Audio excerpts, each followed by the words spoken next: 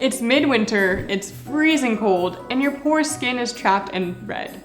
But don't you worry, we have your skin protected. This DIY winter moisturizer has organic coconut oil, beeswax, and olive oil to help heal and soothe your hurting skin. Plus, it smells like brown sugar. So, how do you do it? Let's get to it.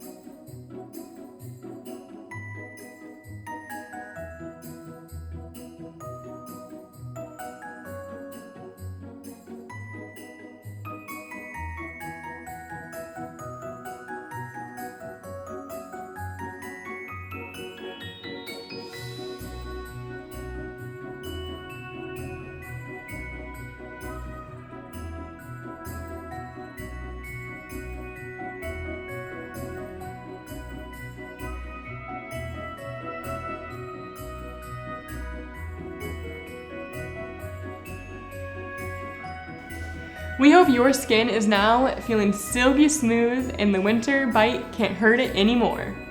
Let us know how you liked this body care creation in the comments below. And don't forget to like this video.